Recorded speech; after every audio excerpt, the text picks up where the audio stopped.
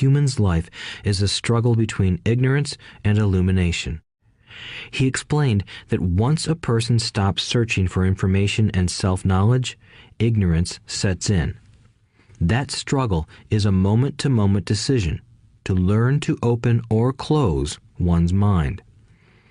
Look, school is very important. You go to school to learn a skill or profession to become a contributing member of society. Every culture needs teachers, doctors, mechanics, artists, cooks, business people, police officers, firefighters, and soldiers. Schools train them so society can thrive and flourish, said Rich Dad. Unfortunately, for many people, school is the end, not the beginning. There was a long silence. Rich Dad was smiling. I didn't comprehend everything he said that day, but as with most great teachers, his words continued to teach for years. I've been a little cruel today, said Rich Dad, but I want you to always remember this talk. I want you to always think of Mrs. Martin, and I want you always to remember that donkey. Never forget that fear and desire can lead you into life's biggest trap if you are not aware of them controlling your thinking. To spend your life living in fear, never exploring your dreams, is cruel. To work hard for money, thinking that it will buy you things that will make you happy, is also cruel. To wake up in the middle of the night terrified about paying bills is a horrible way to live. To live a life dictated by the size of a paycheck is not really living a life. Thinking that a job makes you secure is lying to yourself.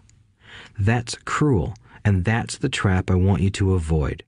I've seen how money runs people's lives. Don't let that happen to you. Please, don't let money run your life. A softball rolled under our table.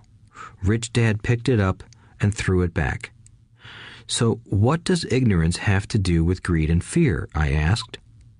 Because it is ignorance about money that causes so much greed and fear, said Rich Dad. Let me give you some examples. A doctor, wanting more money to better provide for his family, raises his fees. By raising his fees, it makes healthcare more expensive for everyone. It hurts the poor people the most, so they have worse health than those with money. Because the doctors raise their fees, the attorneys raise their fees.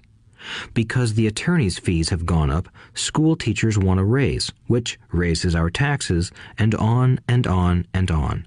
Soon, there will be such a horrifying gap between the rich and the poor that chaos will break out and another great civilization will collapse.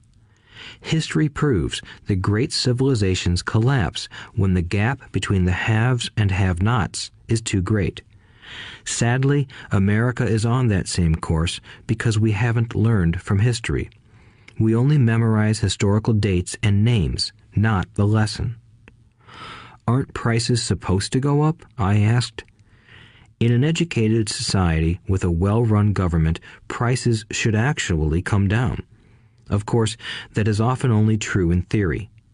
Prices go up because of greed and fear caused by ignorance. If schools taught people about money, there would be more money and lower prices. But schools focus only on teaching people to work for money, not how to harness money's power. But don't we have business schools? Mike asked. And haven't you encouraged me to go for my MBA? Yes, said Rich Dad, but all too often business schools train employees to become sophisticated bean counters. Heaven forbid a bean counter takes over a business. All they do is look at the numbers, fire people, and kill the business. I know this because I hire bean counters. All they think about is cutting costs and raising prices, which cause more problems.